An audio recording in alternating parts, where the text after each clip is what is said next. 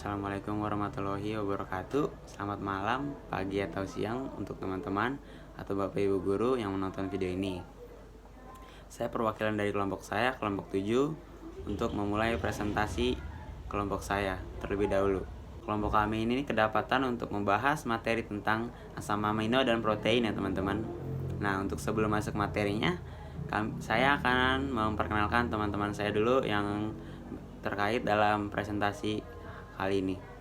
Yang pertama, ada saya sendiri, nama saya Vigo Marcelino, ada teman saya Taufik Aziz, ada teman saya Aldo Lut, dan ada teman saya satu lagi Daniel Jonathan. Nah teman-teman, kita masuk ke materinya ya teman-teman. Kita akan membahas asam amino. Apa sih asam amino itu?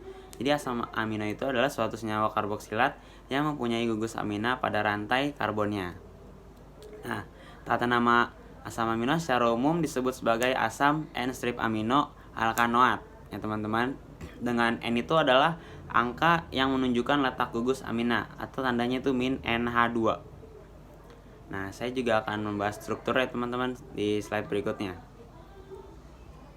Nah, itu ada struktur dari asam amino ya teman-teman. Jadi ada gugus sampingnya itu huruf R. Jadi R strip C itu atasnya C yang kedua itu ada atas yang H, terus ada strip yang bawahnya itu NH2.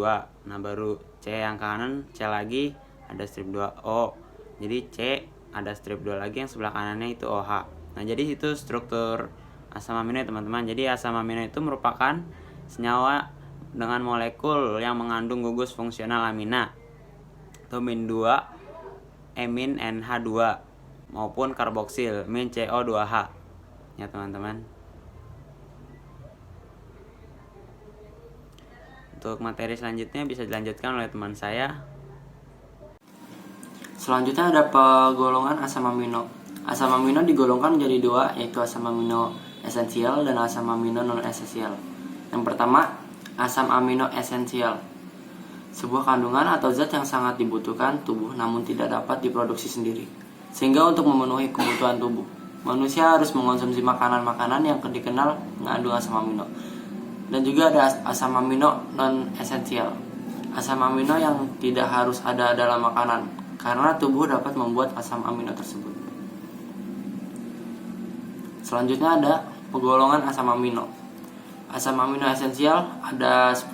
Yang pertama, arginin, histidin, isoleusin, leusin, lisin, metionin, penilalanin, threonin, tritopan, valin. Dan ada asam amino non esensial, alanin, asparagin, aspartic acid, sintesin, glutamin acid, glutamin, glisin, prolin, serin, dan tisonin. Dan selanjutnya ada sifat-sifat asam amino. Asam amino memiliki sifat antara lain: yang pertama, semua asam amino bersifat optis kecuali glisin.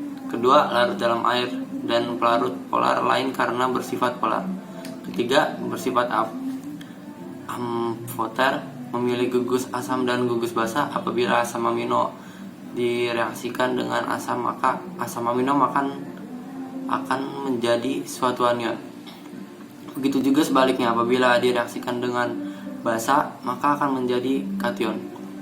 Yang keempat, dalam larutan bisa membentuk ion Zwiter. Asam amino mempunyai gugus karboksil min strip COOH yang bersifat asam dan gugus amino NH2 yang bersifat basa. Maka asam amino bisa mengalami reaksi asam basa intromolekul dan membentuk suatu ion dipolar yang disebut ion Zwiter. Yang kelima, memiliki pH isoelektrik, yaitu pH pada saat asam amino tidak bermuatan. Protein. Protein merupakan senyawa penting penyusun sel hidup yang terbentuk dari gabungan asam-asam amino melalui reaksi polimerisasi kondensasi. Unsur-unsur utama protein adalah karbon, hidrogen, oksigen, dan nitrogen. Kemudian ada struktur protein. Struktur primer. Struktur primer protein merupakan ikatan-ikatan peptida dari asam amino pembentuk protein tersebut. 2. Struktur sekunder.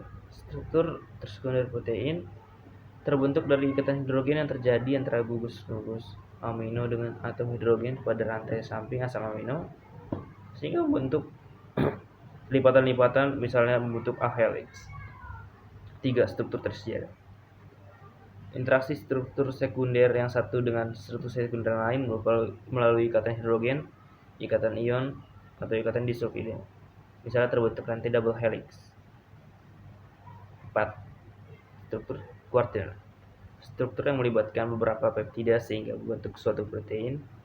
Pada peristiwa ini kadang-kadang terselip molekul atau ion-ion yang lain yang bukan merupakan asam amino. Misalnya pada hemoglobin yang pada proteinnya terselip ion Fe3+. Kemudian ada sifat-sifat protein. 1. Protein itu suka larut dalam air karena ukuran molekul yang sangat besar. 2. Protein dapat mengalami koagulasi oleh pemanasan dan penambahan asam atau basa. 3. Bersifat amphoter karena membentuk ion Zwitter. Pada titik isoelektriknya, protein mengalami koagulasi sehingga dapat dipisahkan dari pelarutnya. 4. Dapat mengalami kerusakan atau terdenaturasi akibat pemanasan.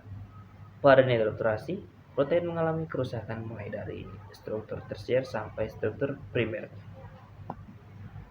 Jadi, saya akan menjelaskan protein konjugasi. Protein konjugasi merupakan senyawa protein yang mengikat atau terikat dengan molekul lain yang bukan protein. Nukleoprotein adalah protein yang terikat pada asam nukleo.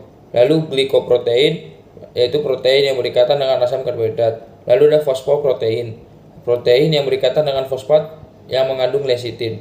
Lalu ada lipoprotein, protein yang terikat pada lipid atau lemak. Lalu ada chromoprotein, protein yang mengikat pigmen atau ion logam.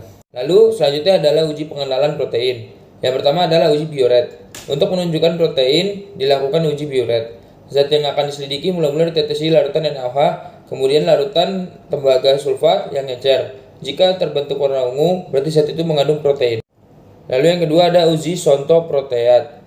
Uji sontoproteat adalah uji terhadap protein yang mengandung gugus vinil atau cincin benzena. Apabila protein yang mengandung cincin benzena dipanaskan dengan asam nitrat pekat, maka terbentuk warna kuning yang kemudian menjadi jingga bila dibuat alkalis atau basah dengan larutan NaOH. Yang ketiga ada uji belerang. Adanya unsur belerang dalam protein dapat ditunjukkan sebagai berikut. Mula-mula larutan protein dengan larutan NaOH pekat dipanaskan, kemudian diberi beberapa tetes larutan timbal asetat. Bila berbentuk endapan hitam, menunjukkan adanya belerang. Lalu yang terakhir ada fungsi protein. Perbaikan dan pertumbuhan sebagai pembentuk antibodi atau kebal, sebagai sumber energi, membantu metabolisme tubuh, memfasilitasi reaksi kimia.